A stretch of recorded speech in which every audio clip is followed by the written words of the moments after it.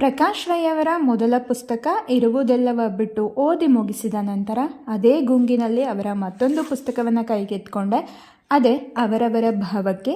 ಇದು ಕೂಡ ಸವನ್ನ ಪ್ರಕಾಶನದ ಪ್ರಕಟಣೆ. ಪುಸ್ತಕದ ಬೆಲೆ 180 ರೂಗಳು. ಮೊದಲ ಪುಸ್ತಕದ ರೀತಿಯಲ್ಲಿಯೇ ಅಂಕಣ ಬರಹಗಳ ಸಂಗ್ರಹ, ಸರಳ ಭಾಷೆ, ನಮ್ಮ ಜೀವನದಲ್ಲಿ ನಡೆದಂತಹ ಘಟನೆಗಳೇನೋ ಅನ್ನೋ ಆತ್ಮೀಯತೆ ಮೂಡಿಸುವಂತಹ ಕೆಲವೊಂದು ಘಟನೆಗಳು, ಅದನ್ನು ಅವರು ನೋಡಿದ ದೃಷ್ಟಿಕೋನ, ಹೀಗೆ ವಿಭಿನ್ನ ದೃಷ್ಟಿಕೋನದ ಕಥೆಗಳು ಇಲ್ಲಿವೆ.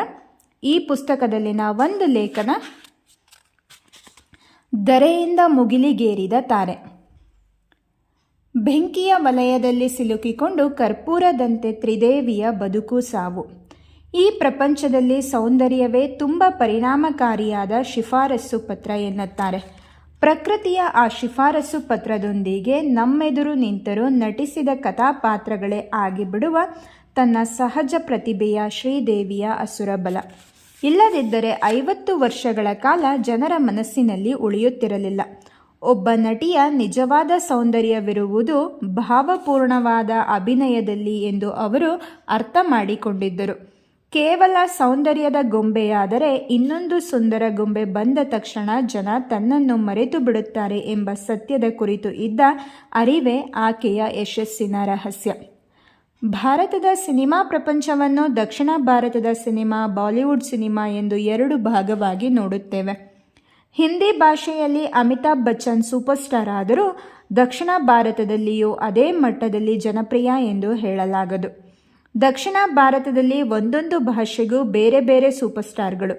ಇವರ್ಯಾರಿಗೂ ಉತ್ತರ ಭಾರತದಲ್ಲಿ ಅಷ್ಟೇ ಪ್ರೀತಿ ಆದರ ದೊರಕದು. ನಟಿಯರ ವಿಷಯದಲ್ಲಿಯೂ ಇದುವೇ ನಿಜ. ಆದರೆ ನಾವು ಬದುಕಿದ ಈ ಕಾಲಘಟ್ಟದಲ್ಲಿ ಶ್ರೀದೇವಿ ಮಾತ್ರ ಇವೆಲ್ಲವನ್ನು ಮೀರಿದವರು. ಯಶಸ್ಸಿನ ಉತ್ತುಂಗದಲ್ಲಿದ್ದಾಗ ಕುಟುಂಬಕ್ಕಾಗಿ, ಮಕ್ಕಳಿಗಾಗಿ ತನ್ನ ನಟನಾ ಜೀವನದಿಂದ ಹೊರಹೋಗಿ ಹಲವು ವರ್ಷಗಳ ನಂತರ ಮತ್ತೆ ಪ್ರಬಲ ತಾರೆಯಾಗಿ ಇಂಗ್ಲಿಷ್ ವಿಂಗ್ಲಿಷ್ ಚಿತ್ರದೊಂದಿಗೆ ಹಿಂದಿರುಗಿ ಬಂದವರು.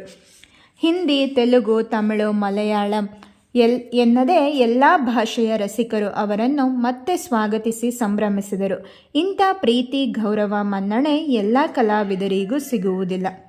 ಸೌಂದರ್ಯವೂ ಪ್ರತಿಭೆಯೂ ಅಪಾರವಾಗಿದ್ದ ಅದ್ಭುತ ಕಲಾವಿದೆ ಶ್ರೀದೇವಿ.